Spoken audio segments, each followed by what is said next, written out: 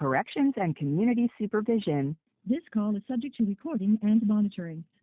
An incarcerated individual's use of institutional telephones constitutes consent, and your calls may be provided to law enforcement agencies. To accept charges, press 1. MARIOMACHETE.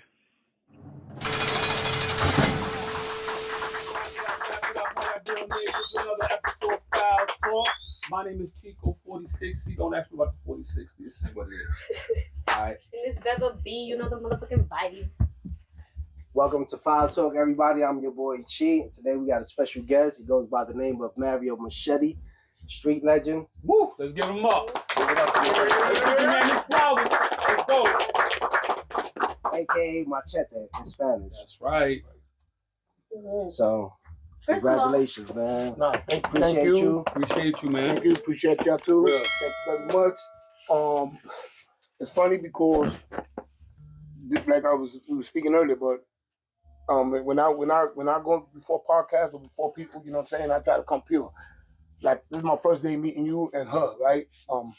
We were supposed Tito I met through a mutual friend who's like a brother of his and his brother of mine, which is Tony Tatan, you know, Tony Velasquez and my man Carlito Colon. I spoke about them recently on the Dog in the Yard podcast. Okay. These are the dudes that actually got me where I'm at today. And I'm so grateful and blessed and humble to say they're younger than me, but they're older than me. You know, these are the dudes that took me under the wing and showed me the game, right? And what I mean by the game, how to live a productive life without having to become a statistic in society, you know what I'm saying? And going back to the system. They kept me out the system by putting me in the right path. But we were supposed to do this interview. He's saying November of this year. I hate to tell you that he ain't lying, but he ain't telling the truth either. Because we were supposed to do this interview like about a year ago, 2 years ago. Yeah. But because of, you know, his work situation, you know, he was in when he was working, you know, my construction, you know, and then I'm from Brooklyn, but I'm in the Bronx now, so the timing was not right. Yeah. He recently had a son working with me and stuff, you know. Yeah, that's my little son, and good kid too, you know, that's my word. Good man, good man. And you know, he pressed me one time early in the morning. I didn't even brush my teeth. And he was on me and shit like, yo, we're gonna do that over. And he gave me the date, and I'm like, you know what, man, let's get this up.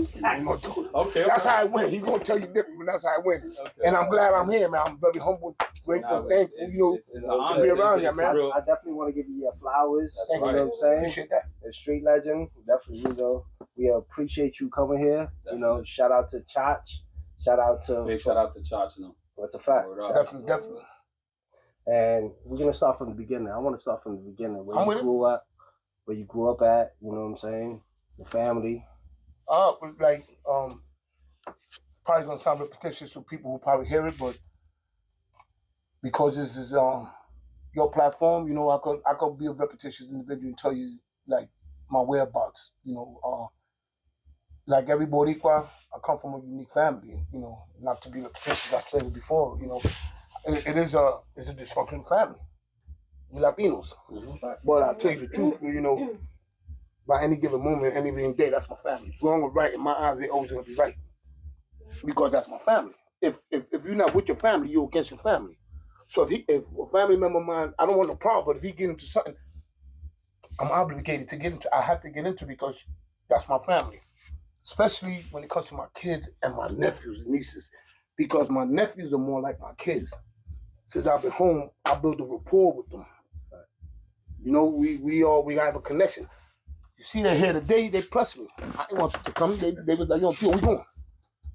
And I called Chito. I said, Chito, can my nephews pull up? Yeah, they can pull up. And they're here. But, you know, I come from a unique family, man. We Boricuas. My mom's is from Santurce. Sometimes when I talk about my parents, you know, my tears come down because I've been in a situation. My pops passed away a few months ago.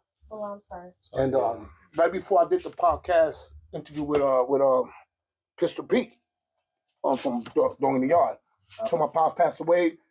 That was my mentor, my hero, my dad. My mom passed away when I was in prison. You know, but I was fortunate enough and grateful and thankful. I always thank God that I was able to have both my parents. They've been with me. I've always said that. I will never take that away from them. My 27 years of prison, my pops and my mom was there. When my mom got old, she checked my pop. You're going to see that man. So I owe him. you know, and that's why today's I'm a little emotional because, you know, pretty soon is my brother's birthday, the 31st. I got to go to the cemetery to face my pops, my mom's, and my brother. It's a little tough one, but yeah, I'm a Brooklyn boy. We're gonna get that shit straight. I love niggas from the Bronx. You know, shout out to my brother, Troy A from Watson, Fisher, you know, Hover, you know, BX Hover. These dudes, like, they embrace me. I went to the Bronx, man, and I always tell everybody I love the Bronx. Bronx, they got some good motherfuckers over there. You said BX Hover. BX Hover is the guy that got in a situation with Cuban? Yeah. Okay. Cuban's my little man. I fuck with He was also with 50 too, right? Yeah. I was just with him recently because we went to so it's ironic, we went to a cemetery because my man Cuban Hunter that was around Hunter passed away about a year and change ago, and his birthday was the other day. So we went over there, and it was like a unique place to be at the moment. Saying that we're in a cemetery, and I'm telling you, it was unique because I happened to meet an individual who's like a very well respected individual in the business, man. And when I met him, I went to his lounge before, but I didn't know him at the time, or I may have met him, but we really didn't build the rapport. He just had a birthday by the name of Flock, FLK, and he owns a club called Sushi Mambo, and now he owns a club called 420. That's in the Bronx? And no, this is in Dykeman. Oh, I was just there Thursday night. And when I met through BF Hover and my man Troy Ace, he introduced me to the individual. Cuban Hunter's mom was there, and she was like, Machete, you know, because she knew me for years, and because I raised her son. Right. Pretty much. I seen him come. He's younger than me. Right. You know, me and Boxing Head was the one that blessed me to be a hunter. So I had a rapport with him. And anyway, he lost his life, and it was his birthday. So when I met the individual just Thursday, I don't know if you saw it on the gram, I went, you know, it was an honor for me to go out with my brother Troy Ace. And, you know, they had DJ Carmelo and all these individuals in there. And I went to a party, and I was treated like the owner, which is a dude Flock. It was his birthday, the dude I met in the cemetery. I came out in an interview of Guariboa, the Dominican rapper. I came out in an interview with him at that parking lot. And when the Maybach that was there was this individual's Maybach, right? But I didn't know him. Right. I may have met him or whatever that day. And he treated me, man, like if he knew me for 100 years, man. Royalty treatment when he gave me in his club on Friday, man, and I'm thankful for that. But yeah, again, you know, get to back where I'm from. I'm Boricua, bro. I'm straight Boricua. From Bushwick, right? From the Wick, man. I'm from the Wick. Born and raised? Born and raised. I'm Bushwick, man. Okay. My family is from Santurce. Like I said, my grandfather was from Ponce, you know, but my pops was born in Santurce. You know, my mom was born in York, raised in Santurce. So, you know, it was like two different sides of family, you know, and two unique type of family. I'm a Perez, you know, because my father's Perez and my mother's Allende. So, you know, the Allende, they always told me as a kid, tú tienes el carácter de los Allende, tú eres como los Allende, because they was like a little different. Them Puerto Ricans were like more different than the Perez family. No one knew it. That was the little wild side, right? Yeah, if you want to put it in the words, yeah, that's what it was. You know what's funny? That my dad was also from Ponce too. My mom's from the Villa. Our family. Yeah, that's called El Área Metropolitana. Yeah. Okay. And Ponce from the Área Azul. I lived in Ponce for like 6 months. My grandfather was from San Antonio. Yeah. If you go to Parque Bomba. Yeah, it's funny because I used to work in front of it, Parque Bomba. Okay, I'm going to tell you something. So it's funny that you say that. So when you go in front of El Parque Bomba, you'll see a statue of a man by the name of Narciso Perez. Okay. That's my great-grandfather. Nice. So when I lived in Ponce, I actually learned how to make la máscara de Vejigante. Okay, yeah. Because the guy that actually started doing the Vejigante was at the time, my you want to say your boyfriend boyfriend at the time. Somebody had an understanding with. So he was very well known, Alindato. So I learned how to make la máscara de Vejigante through them. In Ponce, you know, funny to say that about you making the máscara, because my grandfather was on MARIOMACHETE. He died when he came to New York. He got hit by a truck. Oh, wow. My father's dad died. He's buried in Bushwick Cemetery, right? But my great-grandfather and my grandfather was known as Los Pleneros de Ponce. Because my great-grandfather used to play plena. Because And you figured my great grandfather was born in the 1800s. He's part of the either they dropped them off. Yeah, you go. They say right. So, and, dropped off. I mean, I ain't just color because the sun hit me. Exactly. Yeah, you know, I'm just color because I'm a black man. Afro-Latino type Yeah, thing. yeah. So my, you know, and they was up in Planeta La Ponce. You know what I'm saying? So, but so my grandfather, because he was a merchant marine in Puerto Rico, Marina Encante.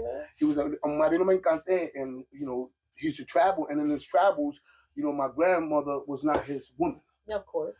You know, he used to drop off packages if you want. And he dropped off a load there. Yeah, and had to push it, and you know, because it's funny, you know, we can make a joke out of it, but this is true. This is very unique because on my grandfather's side, I have Chinese uncles, African uncles, and an Italian uncle because my grandfather was a merchant marine. So what he used to do, he used to go back in them days. The only thing they probably had was not even BD. It was gangrene.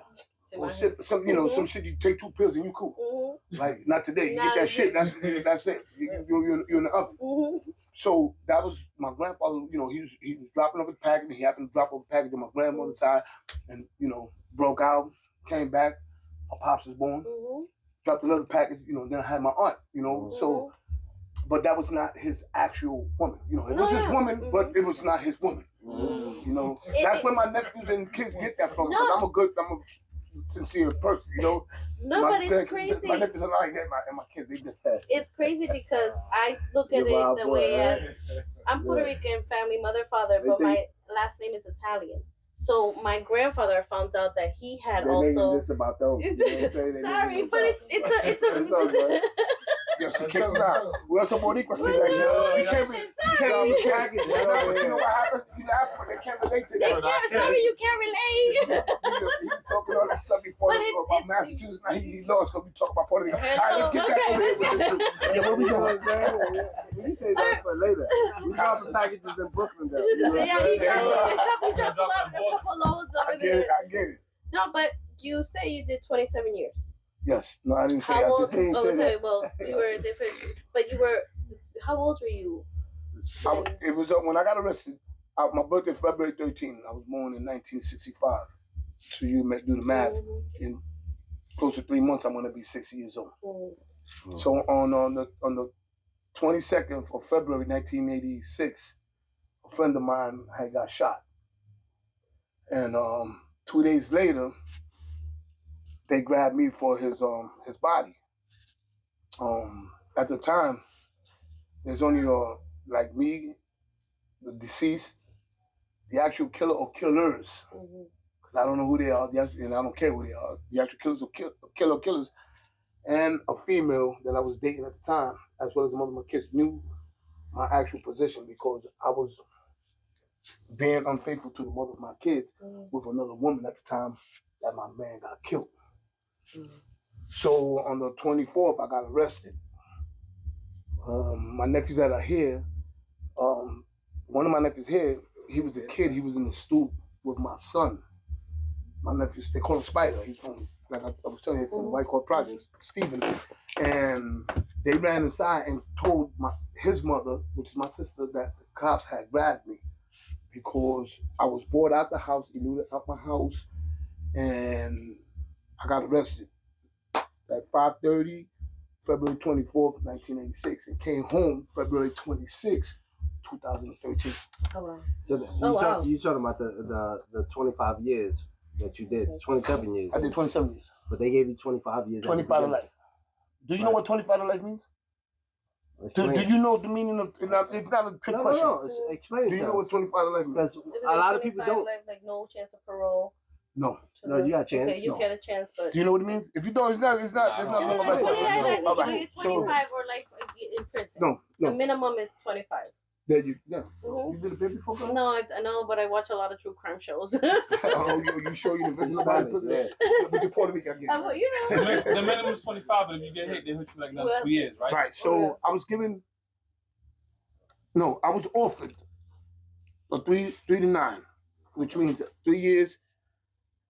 You know, bid and 9 years of parole, whatever the case, maybe if I could hit the ball. But the offer was not an offer that I was accepting because even though I didn't know who did it, I'm a man. I was a young man, but I was a man. I was a street dude. So my principles and morals, I was raised by an individual that taught me the game. And I was already going in the system in 1981. So this is 1985. So I knew the prison system like I knew my household. Yeah. So they offered me a 3 to 9 to tell on the individuals that were telling me, because at the time they were allegedly, quote unquote, involved with activities that landed them in situations. And my name was mentioned in their stuff, but I was never involved with these dudes because these was dudes from my neighborhood that I said, yo, what up was good and keep pushing. That was not my crowd. Yeah. But we knew each other. So they wound up giving me, a sentence of 25 to life, but they offered me 3 to 9 to tell them the niggas that was telling on me, and I said, nah, we going to trial. So my compound was, after that, when you get, they offer you something, you don't take it. Either it could go down or it could go up. Next time I came before the judge, it was 20 to life. Right? So that 20 to life was 5 more. Like, if I didn't do it, what are my chances? I'm going to beat it. In my mind, I'm uneducated. I'm ignorant. So I'm relying on 2 A and B lawyers, AT and B lawyers. I was a poor family, bro. Right. That's a fact. Poor family. My mom was on welfare, and my father worked in a factory, bro. I didn't live in projects, thank God. I lived in an apartment, but we were poor. I lived a hand-me-down. That was just making Yeah. My dad was making it happen. Keeping it a buck with you, whether it was rice and ketchup, we ate that. Yeah. We had something on the table, bro. But you never realized that. Yeah. Love and you ate every day, though. Yeah, absolutely. He was starved so I could eat. That's right. So when the whole shit enrolled, I was a kid. I had no education at the time too. I'm not ashamed to say it. I had no education. It took prison for me to get educated. So I went to trial, believing that I'm gonna. Not to cut you off, but what age you was when this happened? I just turned 21 years old. 21. I came home at 48, man. I'm gonna be 60. So your whole 20s, your whole youth. My whole 20s. No, my whole 20s, 30s, and 40s. Yeah. But but one thing I can tell you, and I'm very proud to say this, and it ain't got to do with no problems or nothing. I'm not talking about problems. I'm talking about being a man. I did it like a man. So right to the chest. No, I did it like a man, man. So we're gonna rewind and start from the beginning. What was the mind frame you had when you got caught for that? No, what I was assumed what every innocent person mind frame would be. This is a dream. I'm gonna wake up one day. It's gonna be a nightmare. Right, and I'm out of this. So watch this. That was not the reality. This was the reality was that I was doing 25 to life. So now I'm about 130 pounds soaking wet, and I'm giving 25 to life. Now I'm before individuals that got 1,000 years in prison before me. So now I think Blue Boy said it better than anybody else, man. Shout out to my brother Luis Rosado. Blue said, before I be preyed upon, I'm gonna pray on motherfuckers. So, unfortunately, prison became home because I was sentenced to 25 to life. So 25, like I was telling you earlier, like she said earlier, that's my minimum. 25 before I go to the parole board if I don't overturn my wrongful conviction. And unfortunately, I threw all petitions, and I submitted every petition you can submit to overturn my wrongful conviction, from a 440 motion to habeas corpus to I went to the highest court as best I can, trying my best to overturn my wrongful conviction, but I didn't have the resource. Now I was educated because I was in school now, so now I'm in the library. Not every day, not constantly, but I'm more intrigued because I'm trying to get out of prison because. I'm sorry. No. Oh, I thought you were gonna say something. But since you stopped, what was the mentality and when did that kick in? That I'm doing 25 of life and I'm gonna be. I'm gonna be a hunter instead of the prey. Okay, that's what I was getting into. Okay. Yeah. So what happens is, as I'm in the system, mind you, that didn't really set in like that because that was already embedded in me because I was already going to prison since the age of 16. So in your head was like, oh, I'm gonna beat this. This is No. What it is like, so when you go into the system, right, you learn the system. Either you're going to be a part of the system or you're gonna work around the system. So I'm not gonna be part of the system where, you know, you're not gonna hire me for recreation because I'm not made out of recreation. So I'm gonna set the rules that are gonna apply to me. That's gonna, you know, put me in a good position. But how I did it was, you know, you hear the names in the prison system. When you hear the people's names, you wanna. I'm a man to admit that you want to emulate a man. I don't want to emulate a chump or a punk. I want to emulate a man. So if this man had his weight up and how he went about doing it, if it was beneficial to me, I'm going to stay. You're trying to work the system to work the best of your ability for you, for what's going to work best for you in the time that, you know what I mean? Like, make it the best. ¿Cómo se llama eso? Make the best out of what you're doing in the situation. Yes. Nah. But you like you said, you would work the system. I get what you're saying. Yeah. I get what you're saying. Nah, that was home. I'm not even gonna play with you. I'm not even pressing. No, prison was home. Like, okay, but we I'm gonna do what I have to do to buy. Yeah, exactly. Make it like you said you wasn't gonna be like. I'm not gonna be crazy. Yeah, you're not gonna be crazy. It's like the same way you learn and adapt how to live in the streets. You learn how to adapt how to live in jail, and you was like, you know what? The same way we were saying, fuck the police in the street. You was just saying, you know, fuck this system. I'm gonna learn it my way. Yeah, but in order for you to learn that. We're not talking about using weapons now. We're not talking about hurting people. You know what we're talking about? Killing with kindness. No. This is where I want to go on together because I think I'm misinterpreting, or maybe I'm wording it wrong. But I did not indulge in inappropriate behaviors while I was in prison. So I did my bit like a man. So when you do your bit like a man, you don't have to get busy. Yeah, you don't have to. If you're bound by the rules, you're not fucking with a chump. You're not fucking with a rat. You're not fucking with a rapist. It's all right if that dude doesn't bust his gun, but he's a man. He's real too. Right? He's real. He never busts his gun a day in his life, but he's a man. That's what I mean. That's how I learned to do my bit, to adapt to that system. Because a person that stabs a cut, that's not a man. That's a warrior. It's a difference. People define it different. No, and that's what I mean. That I went in there and I was not gonna be preyed upon. I did my bit like a man, but I was so intrigued to learn that I don't have no problem when I tell you this motherfucker raised me, he raised me. So you say you like more or less emulated, had a person that you seen, I'm gonna follow his footsteps. Absolutely. Who was that person? He just passed away like recently, man. This year he passed away. Very well notorious individual, very well respected. Everybody know I ain't fronting. Niggas gonna when they in the system. In the system and not the system. When I speak about it, dudes gonna know. When you mention Jose Hound Dog Medina, everybody know who Hound is. You know what's funny? That's my last name, Medina. Well, that's my childhood father. Right. That's the one who raised you. No, that's the one who taught me anything I know. He taught me in terms of the system. Out the system. In and out the system. Because I used to. He's from Bushwick. Right. He's from Bushwick. You know, he got arrested. God bless his day. He just passed away. When he got arrested in front of me as a kid. You know, my pops was having an issue, and he happened to come with my brother who passed away, also, and that he was already wanted for numerous homicide. He got arrested, and then in the system, this is a dude that you mention his name to anybody, and I'm not saying it to impress you. And then you mention Hal's name, and his name is above water because this is a man that this nigga, like, he was from Brooklyn. Right. He let it be known. I don't care who it was. This is the first individual, and, you know, God bless his dead. I'm not talking bad about him. The first individual that robbed Larry Davis, man. Got in a situation behind that. That's another, actually, one of my questions that I wanted to bring up was, who's these guys? How they affiliate with each other? Larry Davis, your boy, your man, Hound Dog, and Blue Boy. Because they all intertwine one another because all right. So when Larry got arrested, right? Larry got arrested after me. Hound is older than Blue Boy and I, right? Hound been business since the 70s. They call him Hound, but we call him Hound. Right. Hound been business since the 70s, right? This is a dude who, as a kid in my neighborhood, like, you know, I don't like to speak about his stuff, but this dude was a murderer.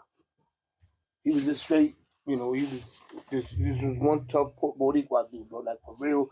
His family, they was from Vieques. And Hound was on another level. So when as a kid, I seen him do some activities and that were crazy. Mm-hmm. That for a young man at that age, it'll make you mentally dysfunctional because you think it's the thing to do because you're seeing him do it. It's like it was normal to see this dude do the things he was doing. And then this is not only in the street. When the dude went in the system, this is the only dude that I could say when I was in Rikers Island had the island on smash, bro. No, there ain't no other nigga that had the island on smash like this motherfucker. What year was that? In 1980s, bro. From 80, 81, 82. He came back down in 86. That's when the situation happened, which we're going to get into. So he had another co-defendant, which was a crime of mine. He was going to be my compadre. This is the guy that was going to baptize my daughter, Stephen Cruz. His name was Pee-wee, and then named Prince. So they was all in the island. So the island, people that never been back to the island, back then dudes were on the front when they go on visit. So Hound used to have a lot of jewelry because he was robbing everything he saw. Mm-hmm. So an individual had lent, a bracelet out to one of our boys, a dude named Nelson, and the bracelet wound up in Hound's name. And if somebody told him, keep it, the Hound kept it, but the dude tells him, the bracelet belongs to Larry. Take it from him, don't take it from me. The dude should fuck with Hound. And something escalated from there, and the Hound wound up, getting hit from behind, and a big boy jumped out of that, right? But this is like the dude who I seen. This dude was a madman. So he had robbed Larry, but then that's when paperwork came out, and there was a little situation going on with Larry's name and other individuals' name that was before that incident, But in the process of that incident, they had mentioned, that Hound was trying to kill them, took a contract from the police to do something like that. And that was all a lie. You know what I'm saying? And even if that was the case, you don't never tell the police what another motherfucker was doing. Right. But there was a lot of situations. So that was the situation with him. But I seen Larry after that. We was up north together. Everything was okay. He was cool. I ain't had no issue with him. But then he started doing some inappropriate things. Becoming a shit slinger. Getting a shit slinger, all types of getting in the gate. Fronting. Booty bandit. Nah, I'm not gonna lie. Nah, I ain't gonna. Shit slingers gotta throw shit. Nah. Yeah, the shit slingers. When you call it shit slingers, they throw shit. I ain't never did no shit like that. But that's okay. So then his brother was cool with me. We was in the same block. We was at Chihuahua Correctional Facility. No, Sullivan, excuse me. And Blue and Larry was in Sullivan. But they had like a little discrepancy before that. Blue,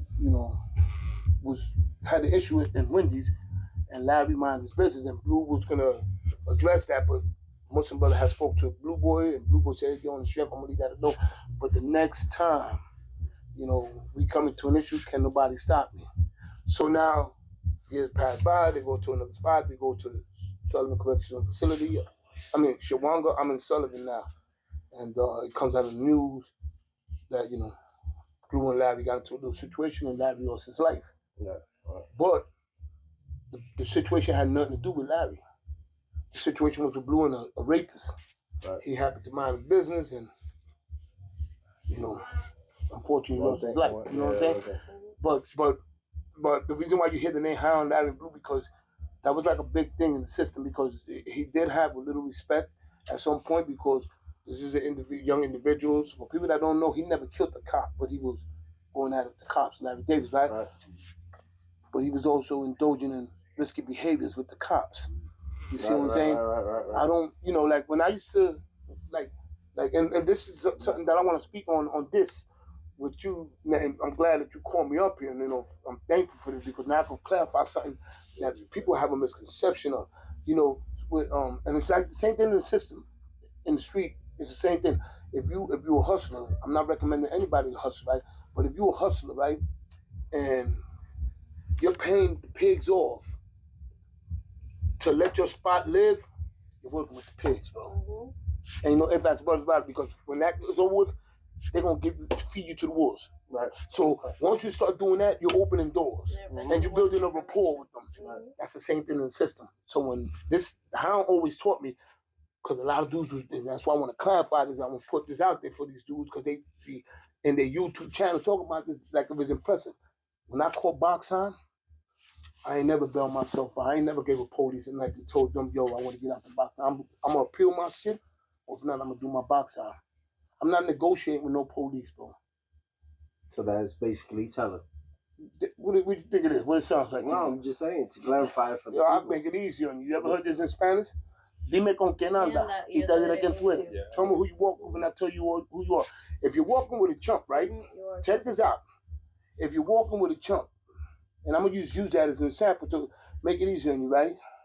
And you don't know he's a chump. Does that make you a potential chump? Facts. Yes or no? Yes. No, it doesn't. Why? I just told you. If you're walking with a chump and you don't know he's a chump, it doesn't make you a potential chump. But if you're walking with a chump and you know he's a chump, then that makes you a potential chump. That's what they say. Tell me who you walk with, tell you who you are. So I'm not indulging in those activities. No disrespect to the homosexual people. That's done. But I'm not indulging in those activities. So when you're negotiating with the police in the street on drug trafficking, eventually that's going to go to the left. And you're going to be the bad guy. That's right. So that's like the situation. But that's neither here nor there. You know, rest his soul. I don't want to speak bad about him. But dudes, young dudes hear things and all that. You got to learn your history, man, about motherfuckers, man. Yeah. You got to know who come before you, who's around you, because all these dudes. If you indulge in that type of activity. Absolutely. Right. Oh no, but not only in that type of activity, in life itself, man. Like when you wake up in the morning, you got to be satisfied with who you are, man. And I'll show you what I mean by who you got to be satisfied, right? Many men. Oh, let me define that. Many male, because there's a difference between a man and a male. I don't know if you know the difference, but if you don't know, I'll break it down. Explain it for everybody. Everybody that's watching, with the exception of you. No, I could tell you. With the exception of you, everybody here is a male. Yes. We all a male. But a man. But not everybody's a man. Mm-hmm. I'm not saying in this crowd, we all men here, right? But this, what I mean by not everybody's a man is this, right? Men don't do bendovers, man. And men don't indulge in risky behaviors, right? Men do. Man conducts and carry himself like a man. Right. You see, he don't even indulge in those activities.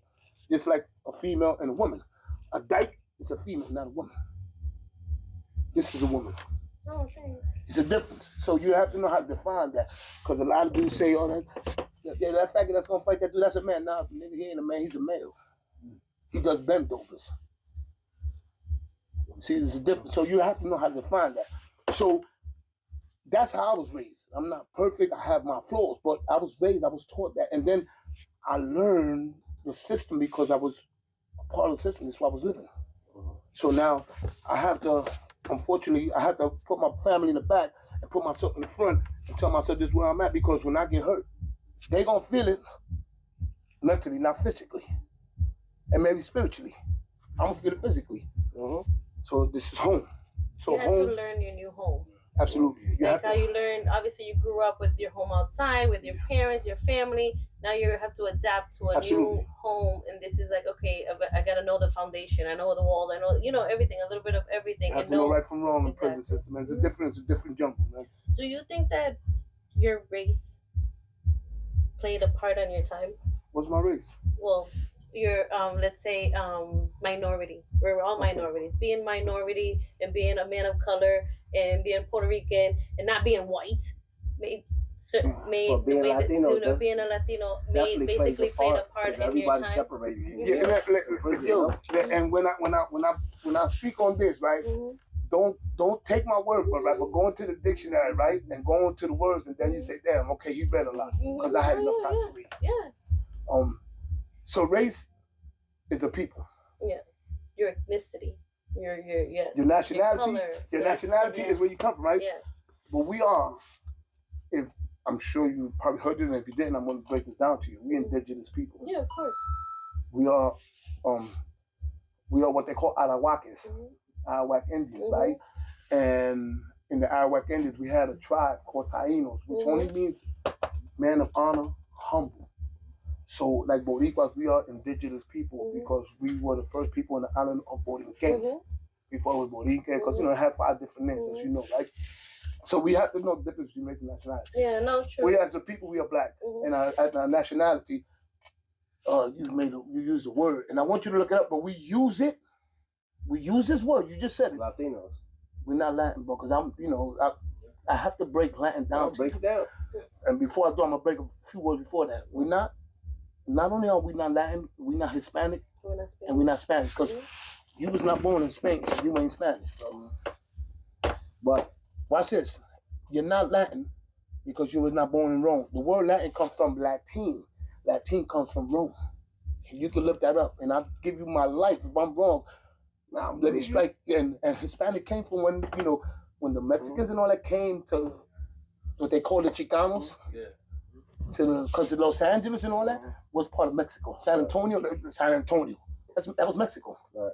But they just, when they did the frontera, and they separated it, like they did with Panama, the Panama Canal with Panama and Colombia, and Dominican Republic and Haiti, it's separated, and that's what it did. So, but yeah, I get it. I get when you say we Latinos. We gotta be applied for. We gotta be applied for Latinos. That's what we talk, right? And we gotta be careful. And we gotta be careful with our parents, teachers, because they're not educated well. But I'm gonna tell you one thing.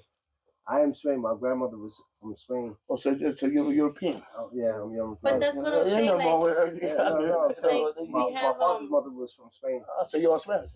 But we have a lot of So we got a Spanish guy. We have a lot of Spaniards. No, but it's a lot of misconception because we're all Puerto Rican, we're all different. So that's why when you have that, ¿Y tu abuela dónde está?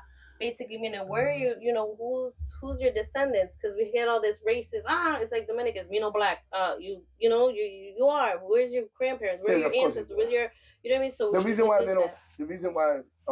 they don't like to admit that they're black, because we are black. I don't know if I don't know if you're familiar with their history, and not to talk bad about it because I get along with them. Yeah. But who's them? The Dominicans, because they went through a time in life where Haiti, it was Española. Before it was the Dominican Republic. I don't know if you know that. The island was called Española. Then it separated and came with Haiti and Dominican Republic, right? And Haiti was Dominican Republic was dominated by Haiti for 22 years. And then, the war happened between Haiti and the Dominican Republic, Still going on? Yeah, still going on. It's still going on. And, you had some Walter, the President Walter, helped release the island. And then after Walter, you had the other president, Trujillo, Rafael Trujillo, who liberate them from the Dominican. So they had a little war, but that's why they don't like to admit. But the first people in this world, the first people to abolish slavery, do you know who was it? No, Indigenous. No. I'm like, the indigenous. It was the Haitians. Oh. So we should be proud of the Haitians because they were the one that stopped the slavery back in the numbers. They were the first one to abolish slavery. It was the Haitians. No one else. No Boricua, no nobody. White Gamblers. Oh, that was before my time, man. My father, my grandfather, my great-grandfather, his great-grandfather from 1930. That was in that was pretty much in the 1400s because Puerto Rico was conquered in 1493. Haiti was conquered in 1492. From Haiti, Dominican Republic went to Puerto Rico. Conquered by who? By the Spaniards. Yeah. Yeah, the Spaniards. By his people. Because they try to say that. Have you ever heard? Because we made this shit in history class. Have you ever heard? They say that Puerto Rico was discovered. Have you ever heard that? I heard that. Yeah, that's a wrong statement. Supposedly, No. You can't discover something that was there. It was there. It was called conquer. It was called conquer. Yes. So no, because a lot of Boricuas say that. That's why now they don't do Columbus Day; they do Indigenous Day because it's like we were indigenous. Yeah, we were indigenous. It's not even Italian. But you're not. But then when we won the war, we took Puerto Rico. But your people, the Spaniards. the Spaniards. No, I'm watching now. We got your people. Like they said they discovered Manhattan or something like that. Her last name was Albert. Now he won't throw it on his grandmother. Shit. Wait, what? My grandmother, her last name was Albert. Really? Yes.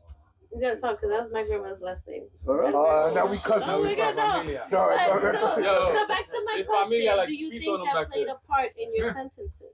If your sentence, like if your time that you did that play a part? Your origin, your race, your No. Because unfortunately, most of my problems were with Hispanic people in prison because I grew up in a predominant black neighborhood. I'm from Bushwick. I'm from what they call now the dark side. You got the light side and you got the dark side. But back when I was a kid, it was Bushwick Ave against Bushwick section.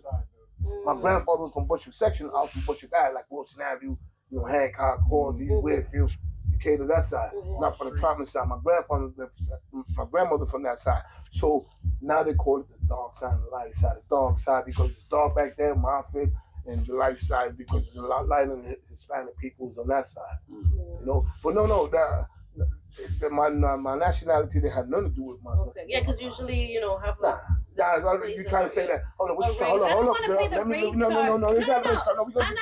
race card, but I don't think it's the race card. I know what you're saying. Hold on. No. Rich or poor, true, like minority. I think I know where you're going, man. I'm gonna clarify something. Not every Puerto Rican gotta get down with Puerto Rican gang. Hold up, girl. No, I wasn't even mentioning that. So it's saying like.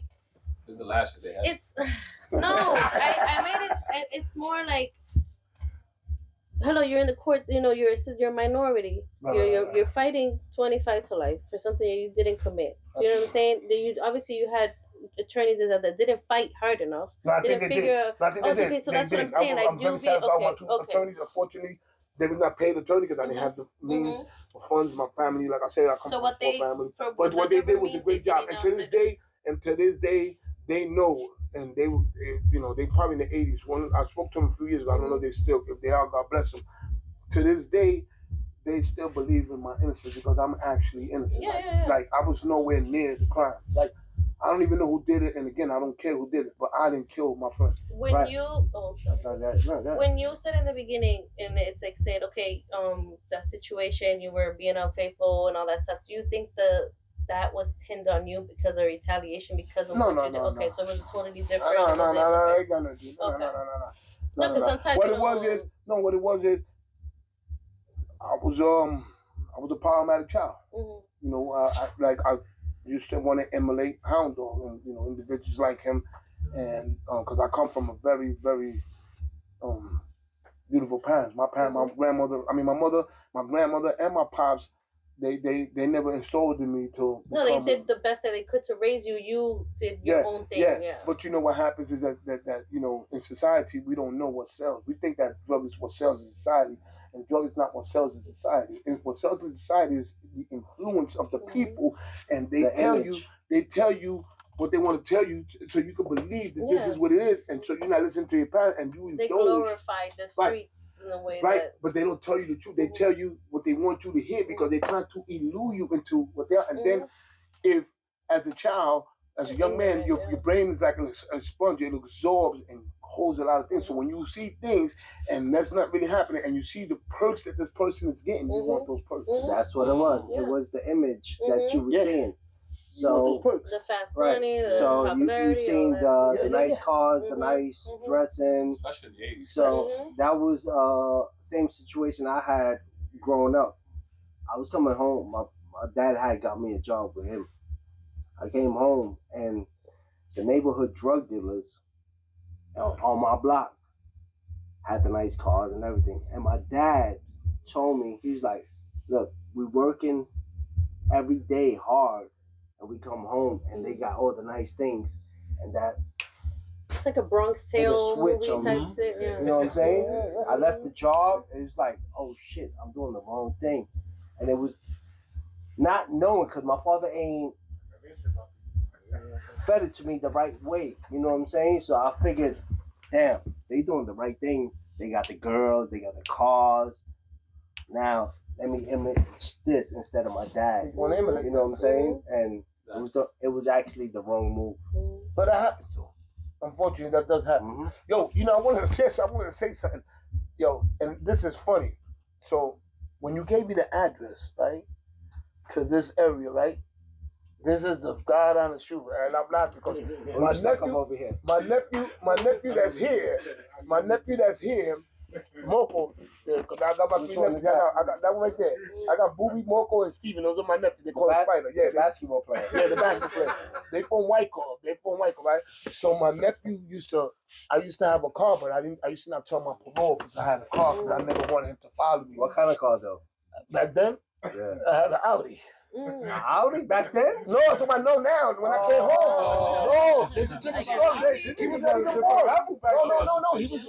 He was not even born. They had Camaros, but no, I'm saying I'm gonna share something with you that's gonna kill you. Okay. So I had a car. So because they live in White Court projects and shit, right? They call them the 17G family. That's what they call my nephew because they headaches. Yeah. You know what I mean. You know, they look like they goody good shoes sitting there, but they different. Yeah, they different. So. Who they get that from? I don't know, because I was not here. My brother Donnie, my little brother Galito, probably from now, you know. Okay, I didn't have, I'm learning them now. Like I got a relationship with them now. The only one I know the most is out of all of them is my nephew Steven, because I used to live with him. Okay. You know, with my sister, we used to live with my mom when he was born. Like I said, we were a poor family. We're gonna fill the house up. Mm-hmm. That's where my sister fell. I get it from, which is their mother. Mm-hmm. So I want parole. I want parole for to know I got a car and shit. So I used to have him bring me in my car and park my hand. When I saw the ad, I said, "Wait a minute." I used to go to parole around the corner right here. Oh. The parole. I don't know if you know this. If you turn the corner right here, that's a parole building. It's still there? Yeah. That's why I got released at, right? All right, don't kill me. I'm saying you didn't know that there's a parole building right here. The 3rd Avenue? 2nd. For real? For real. This is why I got released from parole. The white building right here at the end. That's a parole building, bro. Remember that sound that I was parked right in front of that shit. Yeah, I'm getting into you right in front, like right in front, because the truth is I've been in plenty of interviews, but I gotta be honest, you know, I'm thankful, and I mean that for all three of y'all. That's my word, everything I love. I'm thankful because this is my first interview in Brooklyn. Oh wow! Oh wow! And I'm from Brooklyn. My word, everything I love. If you look at any interviews I've done them. My nephew was outside when I said this, and I told him they all know you, they all saw you, because when you went to the interview when I was with Prime Faces in Manhattan, in the tank, they were the one that broke in through the back to get in, because it was crowded and nobody else found it. It was like, yo, we going to that interview to see my uncle. But remember, I let y'all in. I opened the door for y'all. I went downstairs to open the door and let y'all in. So they were there, but he's the one. They was actually mad at me. He was like, "Why you ain't tell me to go?" I was like, "They invited me. What the fuck you talking about?" Yeah, I told him. I said, "Yo, bring whoever you want." But So I just say that I'm not only doing the interview in Brooklyn. I'm a Brooklyn dude. I live in the Bronx. I love my Brooklyn dudes. You know, shout out to the Bronx. But I'm a Brooklyn man. You know, what's the difference between Bronx and Brooklyn? That's a serious question. No, because you said you're on somebody's podcast. I'm not going to say nothing. You know what I'm saying? It made me feel a certain type of way. You know what I'm saying? You said Brooklyn dudes or what?